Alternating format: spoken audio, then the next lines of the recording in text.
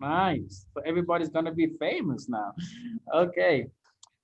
So today we have someone special. Like as you know, every time we're trying to bring interesting people, usually there are people from other countries or people who came to visit Ecuador for any reason.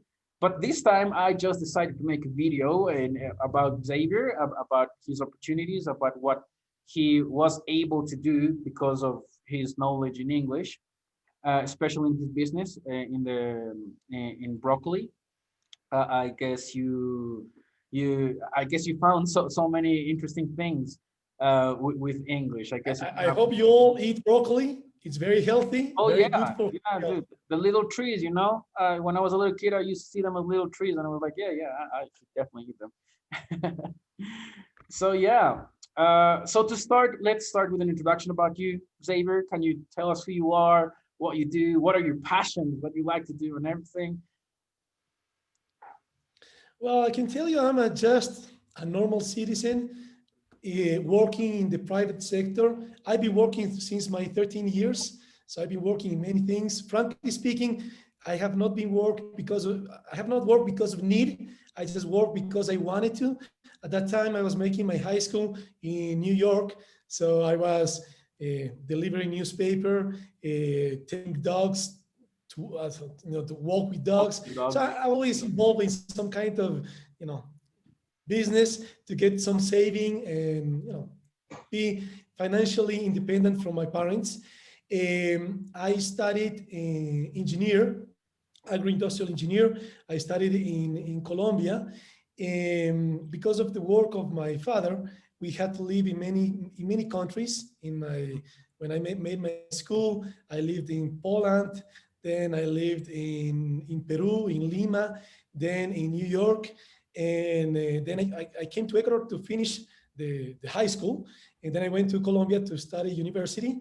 And when I was studying university, I was, selling leather jackets that I bought in Quisapincha in Tungurahua. So I was selling there, and that was one of my ways to pay my because I wanted. It's not because my father didn't want to, but I wanted to pay my university. And also, I was always trying to see what to do. I worked also in a restaurant on weekends. So I was always, trying to have some saving. Then when I finished my university, I came to Ecuador. I was really looking forward to come to live in the country I love. I love Ecuador. I think the quality of life that we have in Ecuador is incredible, even though maybe we cannot see it at this moment, because it's very sad how the traditional politics of Ecuador have directed our country to this very difficult situation, very difficult economical situation, very difficult social situation, and of course a lack of values from the leadership that we have been having from the last years. So Yeah. to continue with my history in life, I studied two master degrees. I made an MBA in administration and also another master degree in political science. When I was in university, frankly speaking, I was shy. I was a little shy. So in the university, the elections for the presidency of the engineering uh, faculty open. So I registered myself. The first time I spoke in front of students of that I didn't knew, I was speaking very badly. I was feeling ashamed of myself because frankly I was very shy. But anyway, I got elected president of the engineering faculties of my university, and that was a very good experience in life, because then you really find what you can do just being an spectator, in which you can give your thoughts, you can even criticize, but what you can do if you're an actor of the situation. Yeah. I left a lot of very nice things in the university. I was president of the university for more than 1 year and a half. So, very good experience. And after that experience, I always like to, in my mind, I was thinking of running into politics when I'm, I don't know, 60, 70 years old. That was my thinking. Oh, But this is I am very spiritual person, and I cannot tell you how much logic there is. But right now I am running for the presidency of Ecuador, and uh-huh. I think is a crucial moment. These next elections, I think, are the most important elections that we have been having in Ecuador for a very Quite a long long time. time. Yeah, Yeah, yeah. and anyway, so I was telling you, I made these two master studies, and after coming to Ecuador, I always wanted to do some to make business, Uh-huh. to make go into entrepreneurship to develop my own business. So the first business I made a lot of businesses that were not successful, but the first one that was successful, and the first one was a formal business in which I Okay. had employees and I had an accounting to do, was a very small bakery. It was here in Quito in the Mariscal area. Actually, it was so small that I was the baker on the weekend. So Oh, I that's had only one nice. baker and two ladies that were selling. But Okay. the baker, he had to rest on the weekend, so I was the baker on the weekend. Okay. And then that business started to grow step by step. I don't come from a family owning business. All the Uh-huh. businesses that I run, well, not right now, because right now I am 100% only into this very high challenge, which is running for the presidency of Ecuador. But Mm. the 6 companies that I founded, I give direct work to more than 300 women and men of Ecuador. And the biggest business is the processing and export of frozen broccoli. Okay. We sell the most we sell is to Japan, but we have opened many markets. We have opened Thailand, we have opened China. China is a huge producer of broccoli, but being Uh-huh. such a big market, there's always a niche. So we are selling to this big market. In Spanish, we say, in Ecuador, we say like selling pineapple to Milagro, because in Ah, Milagro is a very big vendiendo piñas de Milagros. yeah, That's a saying we have in Ecuador, when you mean that you're selling to a place that is a producer, like we do to China. We have opened also UAE, United Arab Emirates. yeah. Actually, the Emirate Airlines, all the broccoli that they put in the small dish in the catering comes Mm. from Ecuador, comes from my company. In Argentina, Chile, and other markets in which we have. And of course, we sell to the traditional markets, USA, Canada, Europe. So Right there, definitely I just have a speaking question right English there. has been, Yeah, yeah, right go there, ahead. right there. That's what I was gonna ask. Like, English. Like, even if you're selling to Japan, to China, to the Middle East, you have to speak in English, right? Definitely. That's the worldwide language in which you can communicate. Even, I also do business with China. I told you because I sell broker, also because I assemble agricultural tractors here in Ecuador. So I buy the piece in China. I do the Okay. assembly here in Ecuador. And all of these families in China, many people don't speak English in terms of the big bosses because they're old, Uh-huh. but they always have somebody speaking English for them. So if you want to communicate with anybody, English is the worldwide language that you must know, you must speak it if you want to be successful in business. Okay, that's great. That's great. So now you mentioned a couple points, and you have like quite of an interesting story. You've had a ride. You've been every single where. So that's awesome. That's awesome. So I guess you have. I'll tell you something here. Uh-huh. Yeah, if you allow me, I will tell you something. This is not like a straight line. I Uh-huh. mean, I have had a lot of very difficult situations, a lot of situations in which I have not been successful. I have failed a lot also, both professionally. Even I have had 2 divorces. Mhm. I'm Oh very man. happy married, Okay. and the third one is the last one. So Okay. Yeah, yeah, that's so what I what say. I'm trying to say is, don't discourage yourself when things become difficult. For me, it was very difficult to have the divorce. The first one, the second one as well. It's not easy to get a divorce, Yeah. especially when you are putting all your mind in, you know, having the family and so on. And same thing in business. You know, it's not easy to. I think it's impossible that you will be successful in your business all the time. I mean, you will definitely have failures. You Yeah, will yeah. definitely have some difficult moments. Mhm. And you definitely many times you will be feeling yourself alone, because when you're the boss, I mean, you run a team, of course, and everybody wants, you want them all to see in the same directions. But when things are difficult and the team is small, you must put yourself, all the motivation to yourself and to your team, because you're the one that needs to, you know, you're the captain of the ship. Yeah. Anybody could be, you know, doubting, but you must never doubt. You must always motivate yourself and all your team. Exactly, exactly. Like if the ship goes down, if the ship goes down, you have to go down with it. That's what they say, right? And Definitely. it's very And going and connecting right now with, you know, with politics. I don't have any, I have not run for politics before. I told you the only experience, if you can call experience in politics, is that I was elected president of all the faculties of engineering, the engineering faculties of my university. But you know, when you think that, when you believe that things are going in the wrong direction, you definitely must get involved. And that's my feeling why I get involved in politics, because I truly believe that the traditional politicians of Ecuador have failed.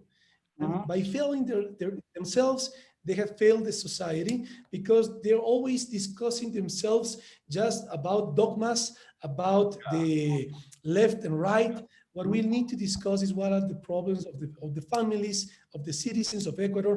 And in this mind, in this way of thinking, is how we pretend to solve many problems that are being not solved and are only getting bigger.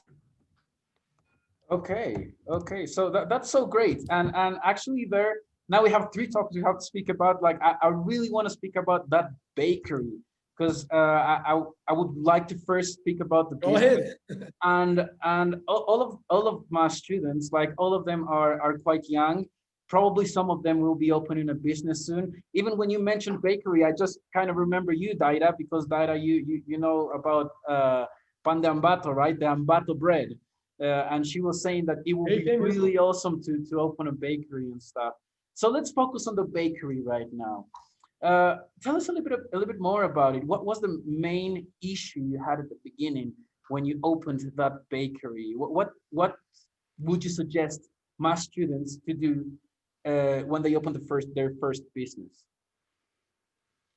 And first of all, Ian, I'd like to congratulate yourself for, you know, putting in all your students this mind to go into business, because Okay. that's what we need in Ecuador. What we need is to dream. What we need is to think ourselves as not dependent from the state, but think ourselves as citizens that are able to develop business. Actually, Ecuadorians are in the area in South America. Ecuadorians are the ones that are making more business in terms of going into business. Mm-hmm. And the Ecuadorian woman, this is statistics. Ecuadorian woman, the woman that makes more business all over the world. I mean, there's not any other country in which you have women going to business more than Ecuador in terms of the population.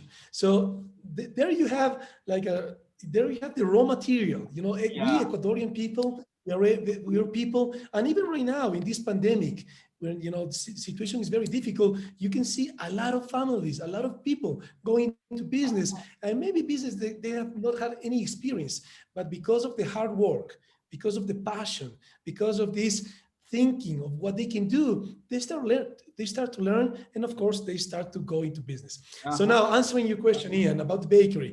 Well, you know, I studied in the agro-industrial engineering is very well connected to food engineering. So I had all the concepts, but frankly speaking, whole different world the moment that you go into business. So I never had any experience in my university making bread. So I had to learn how to make bread. So when I hired the baker, he taught me how to make the bread. Of course, many times it was not good. So I had to throw it away, because you cannot sell something not good to your clients. You must keep the, you know, you Quality. must cherish to have a client. So you have losses when that things happen. But okay, when you have this long-term thinking, this is one of the things I like to tell you. If anybody of you want to go into business, you must always have this long-term thinking, because there will always be some moments in which the situation will be very, very difficult. If you don't have this long-term thinking, you will fail. So definitely keep yourself always on this long-term thinking. So in the bakery, it's actually very nice business. So Daira, I believe, is the one that has this project of Panda and Bato, as you said. Well, it's very nice because you have cash flow every day. I mean, not every business has this advantage. Everybody paying you cash, and you have this. And actually, when I opened the business, this was before the financial crisis that we had here in Ecuador. As you remember, before having the US dollar, we had the sucre, and it was very difficult times because I had to use the money of all the money that we sold that morning to go buy the flour for tomorrow, because every day the price was changing. And of course, once you have a business, you have a responsibility with your clients, and you not just be changing prices every single day. So I had to go run every day to buy 3-4 sacks of flour, so I'm able to produce for the next day. So it was very difficult those times, and that's why I always, when I get an interview, I always say having the US dollar in our economy, actually, it has been a blessing, because this financial crisis without the US dollar could have been much worse than what we are seeing right now. Yeah, and right there, I just remembered something, because yesterday, yesterday we had a little meeting with the associates here in GUAYASAMIN Institute, and actually GUAYASAMIN Institute has a story kind of like that, because we founded the institute like before when we had sucres, So yes, as the COVID comes and things go down, it's always happening, right? Like 1999 when the dollar came in 2001 when the towers came down, in 2009 when the economic crisis came down, like it's always happening, ups and downs. It will be always happening, and you have to be ready for it. And one other important thing that I think you said is, and I think it's so important, is that we are entrepreneurs. Yes, we are. We have the first place of entrepreneurs here in the world. I think it's first, second, or third place in the world. And I did a study about that because I also have an MBA. Women, the first place in the world. Women, the first place in the world. First place in the world. Yeah, and but the interesting thing, like in the other side, a lot of us believe that we have already enough knowledge to start a business, and a lot of us also fail in the way. So that's why I believe, and I push all my students, and I push all the people to keep on studying and keep on preparing to what's happening. I think one of the things that was really important about you in your life is that you were prepared. I mean, probably you didn't know too much about business when you opened the bakery, but you were prepared. You knew a little bit about things. You were ready to learn more, and that took you and led you into having a bigger bakery, and then the other company, and second and third and fourth company. What do you think? Yeah. Definitely, and the attitude is very important, because that's what you have right now. You're studying English, so you already have the attitude. You have a good teacher, then you're going into the concepts. That's the combination. Have a very good attitude, and of course, get the information, get the concepts, go look for the people that can teach you how you can, continue learning more. Yeah, exactly. But Ian, something I like to invite all of you is, I don't want this to be just myself speaking. So I want to hear you. I want, if you want to ask anything, feel free to ask anything, political, personal, professional, please ask. And let's make this like a dialogue in which we can, communicate ourselves. I also want to hear you. We are making a different campaign in terms of politics. We have a country that we want to recover from the traditional politicians. That way, I'm new in politics, so I also have a lot of new proposals. But I want to hear, the young people. That's, one of the challenges that we have in this political career is that we want all the citizens to connect to politics, especially the young people, because young people are the ones that have been most, they're not so connected with politics. And here's a thought. Politics will hit our lives, yes or yes. Right now, we have a negative impact of politics. There's not work. There's a very bad economical situation. There's insecurity, but that's the challenge. Politics can have a good influence in our life. That's why I'm running for politics. But I want to hear you. I want to understand what do you think. If you have any proposal, I'll be very happy to hear. So if you agree, I like to invite you to let's make a dialogue. Yeah, for sure. Actually, there's where my students will come in. I just want to add one little bit of a thing right there. And yes, you are right. Like if you see pestle, yeah, like politics will influence. It doesn't matter if you're private. Doesn't matter if you're in the politics. Politics will affect you somehow, one way or another, positively or negatively. And it's actually really nice that we can speak to someone that is getting into this area that's pretty big and pretty interesting. And yeah, actually, we have been speaking to my students about all the great things Ecuador has, because Ecuador is a beautiful country. And at the same thing, we were also discussing like things we should improve. So I believe a lot of my students have a lot of questions about business and about what's going to happen if you become president. That would be awesome, man. So do I have a voluntary? Does anyone want to directly ask a question about anything? This is going to be an open question about anything you want.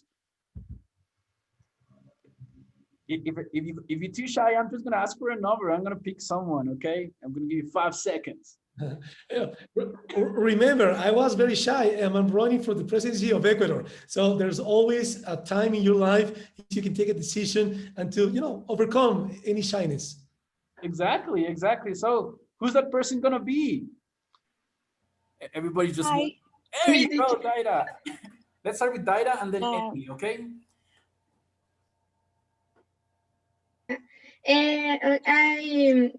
First, good morning.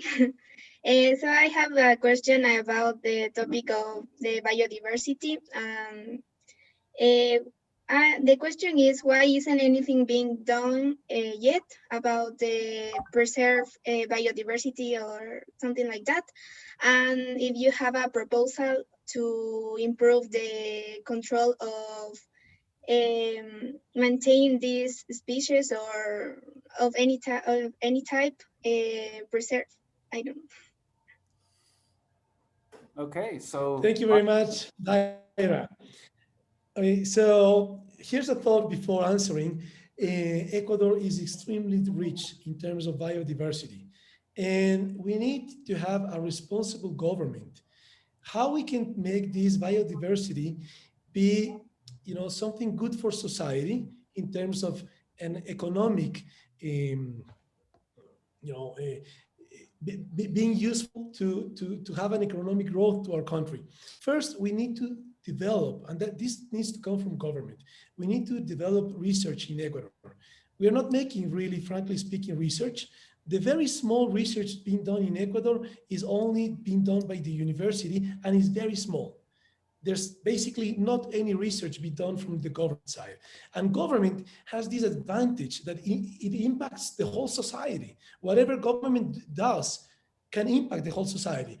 So we need to start making research in Ecuador. And by making research, not only can we keep this value that we have in biodiversity, but we can also make this biodiversity advantage become also an economical advantage for all of our people, and also protect, because we need also to protect the biodiversity of Ecuador. Right now, this is not, you don't have any kind of protection. Anybody can take to in another country, and Ecuadorian society is not being, in any way being affected in a positive way because of the biodiversity. So first of all, research. We need to have research, both from government and from the university. And second of all, we need to have laws to protect the biodiversity from going aboard and all the development being done here in Ecuador. And for that, we need to promote from the government side to the private sector that they start doing something. For instance, just to give you a small example, this is not this is a very, very shallow example. In terms of the cosmetics, in terms of the shampoos, nothing being done in Ecuador. And you have excellent people, very knowledgeable, and you don't have the private sector going into this area. And this area has a lot of potential in terms of the economic. So biodiversity connects with medicine, connects with cosmetics, connects with many sectors of the economy. So that's what we need to do from the government side. Okay, that was a nice answer. Are you happy with the answer, Daida? Yeah, she's like thumbs up. Yeah. Nice. I think Amy was going to ask something and then she muted. Yeah, Amy from Yep. Guayaquil. Yep. I'm a law student and I'm quite curious to know the reason for you left this position in politics. That's what I read in the newspapers, and I would like to know your point of view. So I understand that A is asking me why I go into politics, right? Okay. And So leftist positions. Oh, left position. Okay. Yeah. Thank you very much for that question, because that question, a lot of people go into, they have these doubts. So it's a good opportunity for me to answer you. So first of all, this is not the left. Okay. This is not the radical left. This is center left. I'd like to explain to you this because this is very important, that all these concepts are very important for all the people to know. In that way, people get involved into politics. Right now, what we have as an options in terms of what the media is telling us, that is the candidates having the more favor in terms of the society. One is the extreme right, and the other one is the extreme left. And not only the extreme left, but what we call populism, which is really a way of dividing society. The rich, the poor, the people living in the city, the people living outside the city. This we need to stop. The Ecuadorian society has been divided a lot, and that's one of the objectives that I have to run politics. But in practical words, what we mean is social justice with freedom.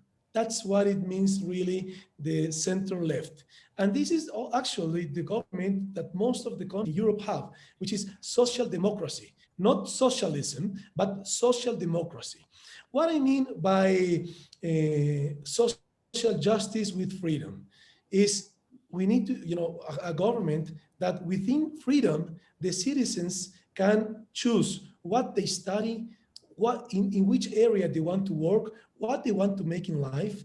Also, you have the freedom for entrepreneurship, and also to have the freedom for the private sector, the private capital, to be the major motor of the economy.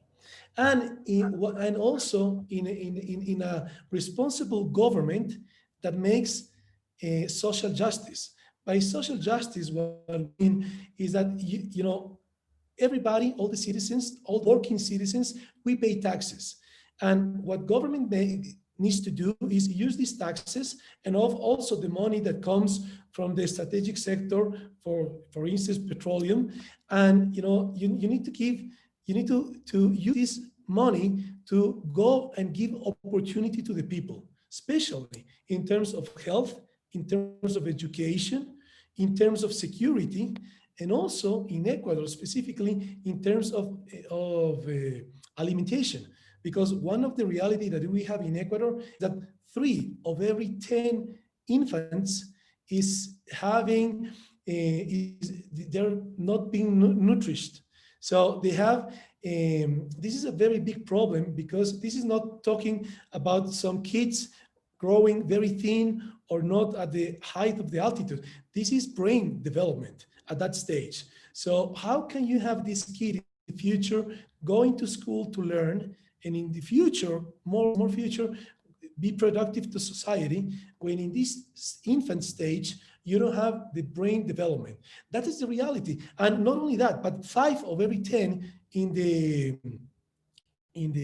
Indian sector, what we call the Indian sector, the Indian population in Ecuador. So this is what we mean by this center left, which is the name Izquierda Democrática, because of course it's within freedom, but to have a responsible government. Oh, wow, that was really interesting. And I was like, Amy, that was a great question because I was thinking about that question a while ago. So I like that one. Thank you so much. Okay. Do we have another voluntary? Who wants to go next? Teacher, good morning, Javier. Nice to meet you. It's the first time in my life that I can speak with a presidential candidate, and I am very happy because I can speak with in a personal situation. Well, I have a question about education in Ecuador, because what do you think about education in Ecuador right now? We are in the correct way, because I have my brother is a student, and they have a scholarship about the Senate, but you know, the Senate right now is in a problem. The scholarship don't receive the payments. And what do you think? What is the solution if you win the presidential candidature? Thank you, Carlis, for your question. Definitely, education is a huge challenge that we have as a society here in Ecuador, and that's one of the biggest issues that we plan to do going into government. Well, in terms of education, first of all, freedom is something that we speak all along all of our proposals. So it's unacceptable that you can have a government. This is what's happening right now in Ecuador.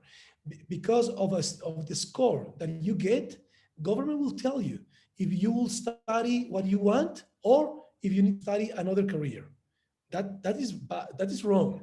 And not only that, but maybe you can study your career, but because of the score that you got, you're going to study in another city because your score was not high enough. So this needs to change.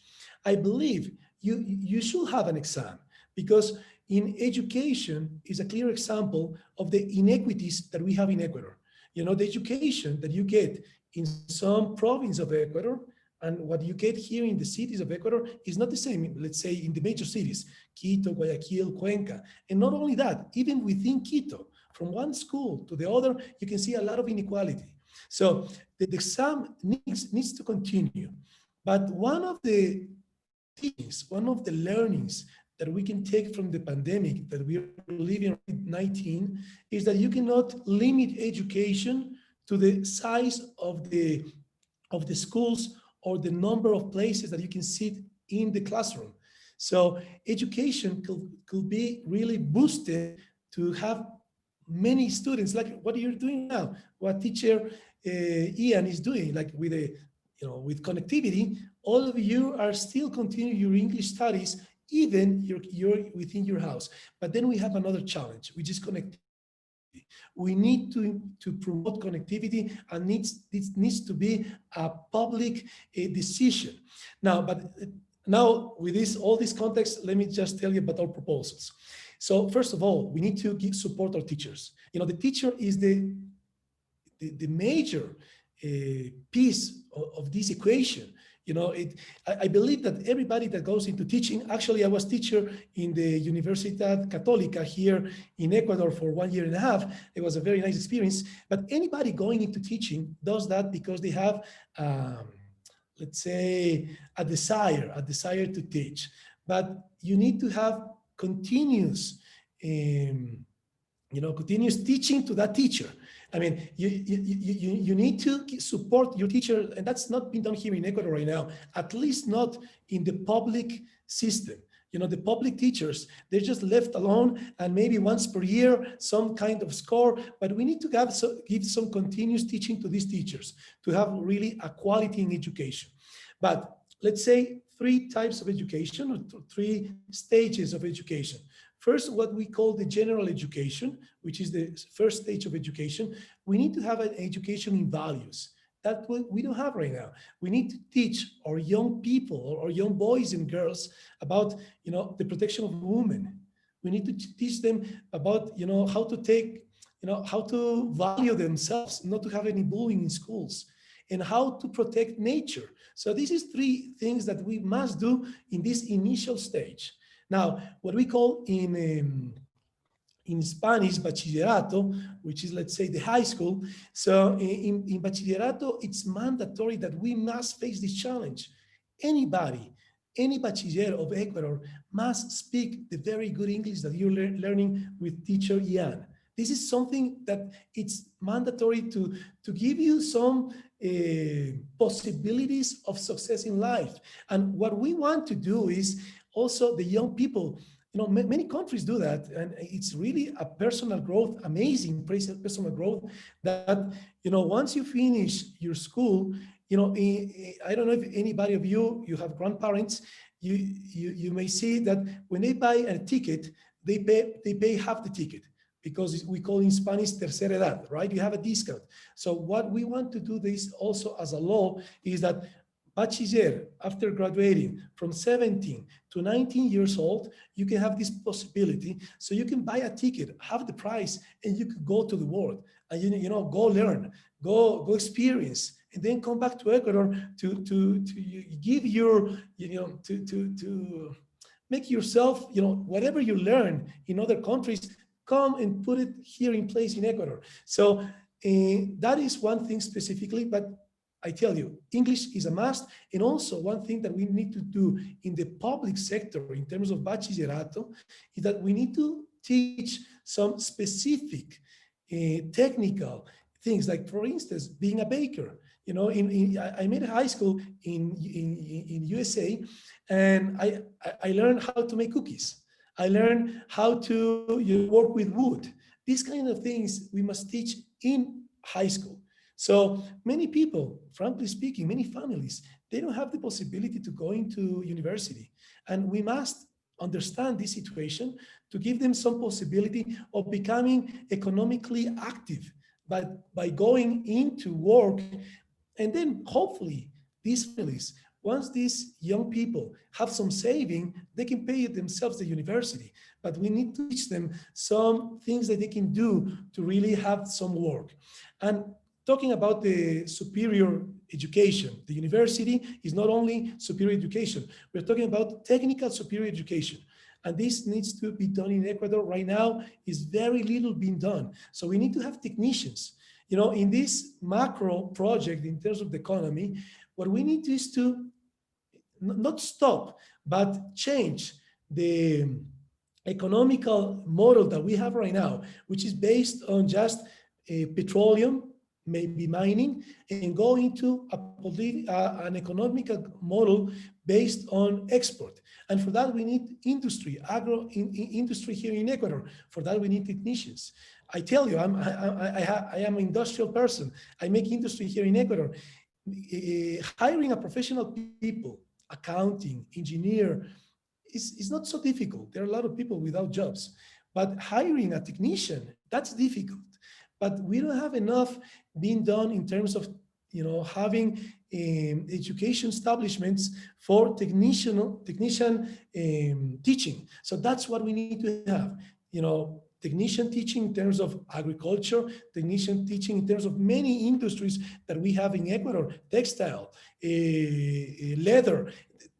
In Ecuador, we have a lot of business, but a lot of industries, but very small development, and we need to boost. And how we make this? From education. So I hope that I was myself. And the last thing, Carlis, right now, as a society, we are failing because we are telling our young people that everybody needs to have a university degree. And by doing that, the whole society is failing, because not everybody wants to have a professional degree. Many people can have a technical degree.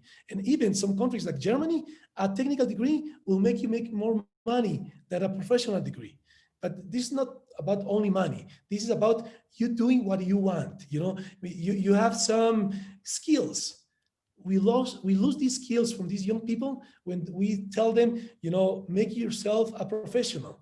And maybe that's not what that's not his first choice. I mean, what we need to speak about education is to give the possibility to our young people to decide themselves what they want to do, because you have options. And that's the challenge, that's the responsibility of the government, to give opportunities to the people so the people can choose themselves. Wow, that was really awesome. And what I really, really like about that is something that we just read about a couple weeks ago about the moral act that the United States did after the Civil War, where he put money, like government money, into these universities that were teaching technical stuff. So yeah, that would be really awesome, and that would be like amazing, just amazing. And one thing that you mentioned that I really want to point out is the continuance of training for teachers. And that's a very big issue we have now, especially with the online classes, right? Because before, at least, we were doing meetings and stuff, but now, like training teachers as before, it's getting really, really hard. Anyway, I love that question, Carlos, and it was actually great speaking, Carlos. Nice. Let's go Very with another nice. one. Let's go with another You have one. very good students, Iana. Thank you very much. Congratulations. Yeah, Astrid. Oh, Okay, hi. Nice to meet you. I had another question that it's relation also with the education.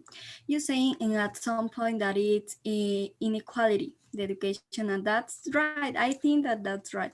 So how you to make the education reach more people and with the same level and education and quality? That needs to be done by connectivity. I mean, not only right now during the pandemic, but after the pandemic, we need to have connectivity in Ecuador, because that's a way in which you can have a continuous teaching to the teachers. And also for the young people, there's a lot of information, there's a lot of wisdom available in the internet. And the whole Ecuadorian society is losing when we don't have this availability. And the other thing, we need to provide, because the reality, this is very sad. I thought I knew a lot of my country of Ecuador, but I already make my first round trip of Ecuador, visiting the whole provinces as a presidential candidate. And I tell you, it's very sad. There are a lot of families, they don't know what they're going to eat tomorrow. The economic situation is very bad, but we cannot allow as a government that any family with a very bad economic situation cannot have the opportunity for these young people, young members of the family, to go into education. So we must provide connectivity from the government. So our proposal, and this is something, always the politicians are telling us in Ecuador, Ecuador is broke, there's not any money. What is the reality? The government budget, it's around $30,000 million. I mean, we all know that $1 million is a lot of money. Multiply that by 30,000 times.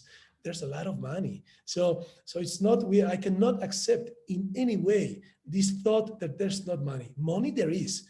There's a very bad administration of that money. And of course, there's a lot of corruption. So that's the challenge that we need to change. But we need to provide connectivity to all the students of the public sector. The private sector, if you're studying in a private school, your parents, they have the money to pay for connectivity. But if you're studying in the public sector, or even if you're not studying, which is a major cases, a lot of families, they have their sons, their daughters without access to education. That's the reality here in Ecuador. So connectivity needs to be provided for free from the government to the public schools up to finishing school needs to be the first stage. Hopefully also university. But and this is something that can be done. Even when you pay your mobile bill, you can see one of the things that you're paying is a value which is intended for connectivity. But this is not being used for connectivity right now. It just goes for the government, for the general budget, and just gets diluted in all of these, because we have a deficit in the government budget. But there's a lot of things to be done. I tell you, that's why I'm running for politics, because I cannot accept my country continuing the same directions that we are going right now. We're going, in a continuous, in a bad way. Year by year, it's just only getting worse. And if we allow, which is something that I'm working very hard to not allow, but we allow to populism kidnap our country again, that's just free fall. So we need to have the opportunity in these elections. That's why I say these elections are the most important elections that I truly believe that we have been having for many years, even since we are a democracy. So because the risks have never been so high as in this election there is. Okay, wow. Astrid, you happy with the answer? Yeah, thumbs up. That's nice. One thing that you mentioned that I really want to point out here is when you say that there is money but about administration, and this kind of reminds me that of everything that always happens. Like if you can have $1 million right here in your pocket right now, but if you don't have good administration, you will definitely lose that $1 million in the next week. So yes, you are so right about that. And I do believe that a great administration will do great things of our great country. That's so many greats in one sentence, but yeah, great. Nice, beautiful. Do we have any other questions? Come on, guys. I know you have more questions. Or shall I pick a random number? Let me know. Before anybody answers, and continue your thought, Ian, it's the same like a household. If you spend more money than your income, things are not going to go well sooner or later. And that's the situation that we have right now. And we are in a moment in which we can change that. Not only in terms of changing in democracy, but also in terms of having a responsible government to do the things that we all know must be done. But sadly speaking, because of political interest, because of corruption, because of many things, these have not been done, but we can do it, definitely. Okay, that's really nice. Nice words down there. Great. That's awesome. So I guess we will have to pick a random number. Ian, something, I have an interview right now in 12 minutes. So I like to prepare myself like 5 minutes before. So if you agree, we can close up maybe in 6 minutes. Is that all right?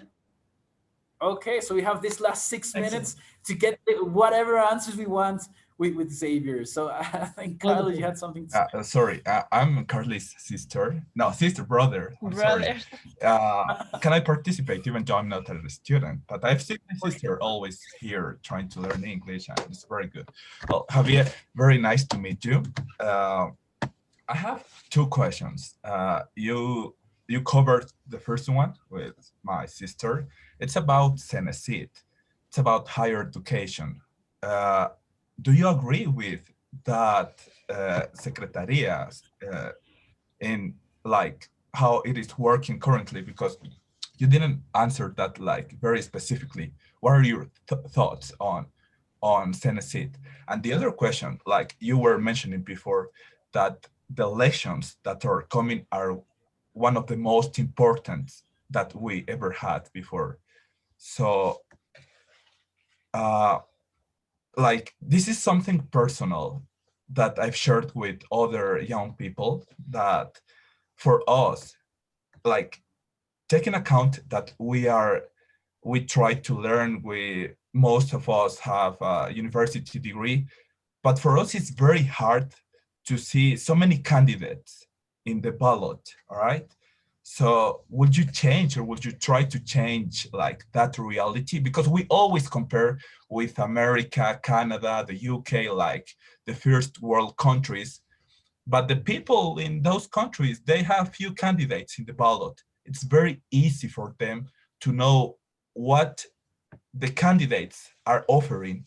But for us to see so many candidates, sometimes it's like, okay, I cannot study all of them. Like, you're a very interesting candidate. Your English is so good, way better than Mashi, Rafael, way better, of course. But that's the thing, right? So have you ever thought about that? Mm-hmm. That's for me for now. Thank you very much for your question. I believe your name was, sorry, Carlos? Fabio. Fabio, thank you for your questions, Fabio. So let me answer in that same order. You asked me about Cenecit. So Cenecit is a clear example of good, let's say, good concepts being applied in a bad way. We need to have a system in which you can have a score to exactly identify where you have inequality. The education is, as I told you some moment ago, we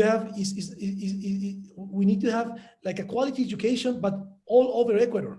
And that's what we don't have right now. So we need to continue having tests to really see in which areas there's a lot of improvement possibility.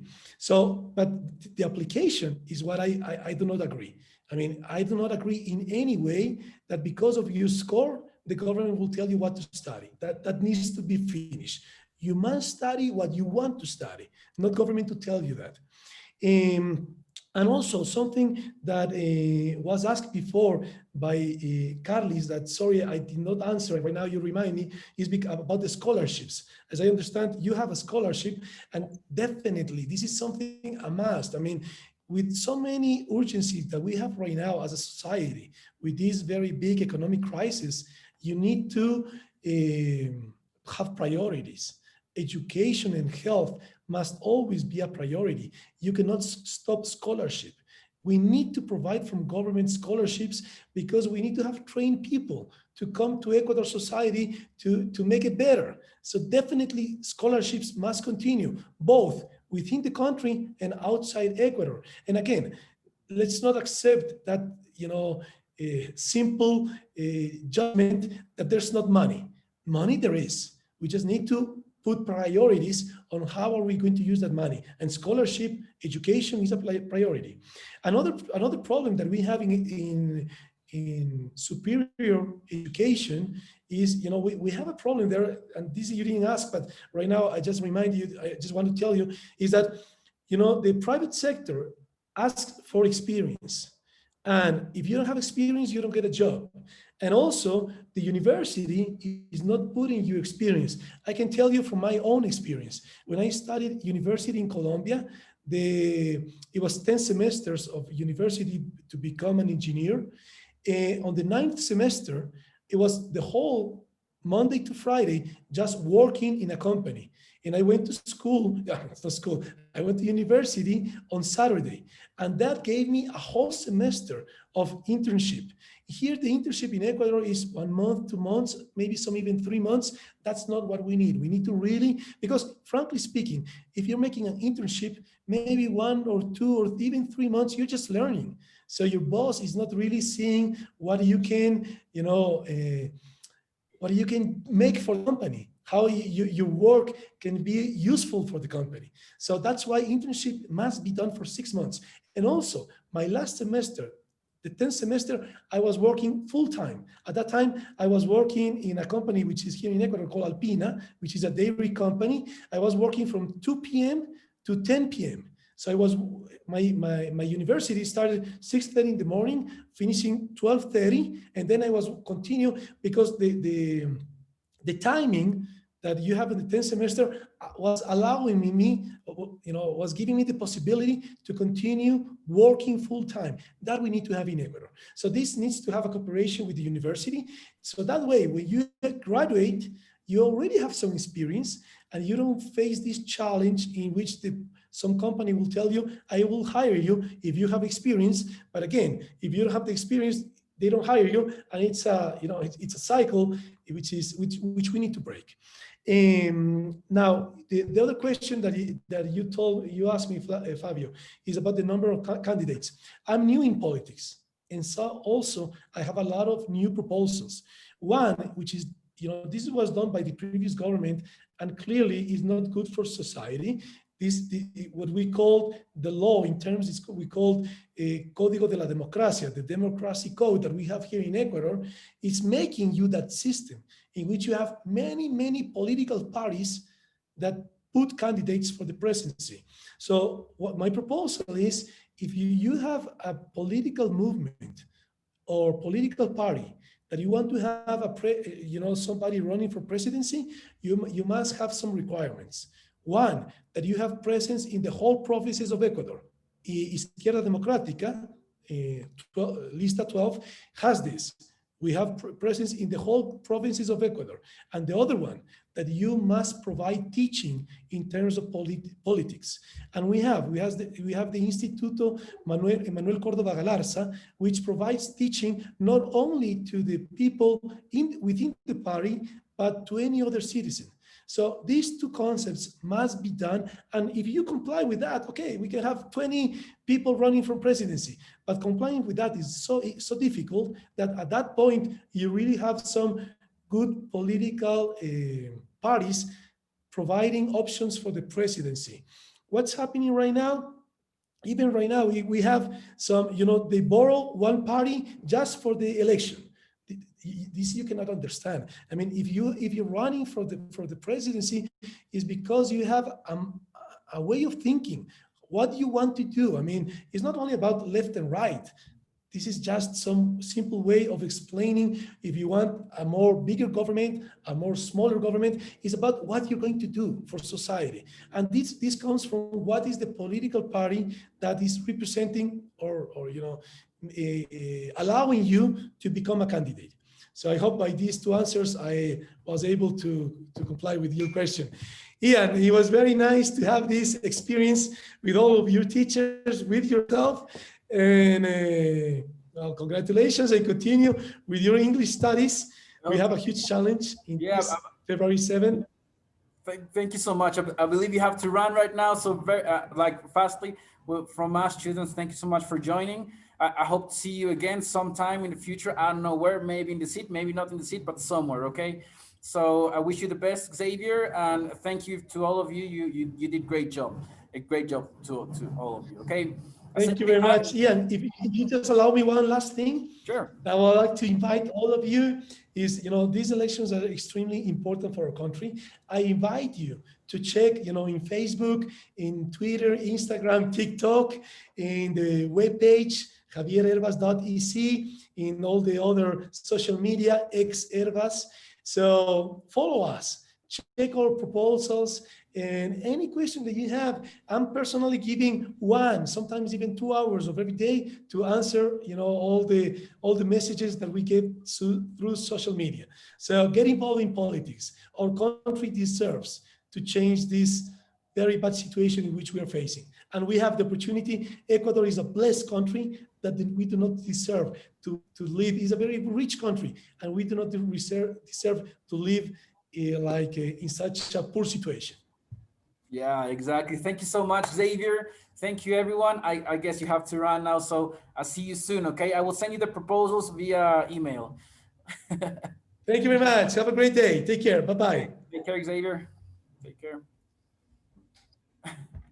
First of all, let me just congratulate you all.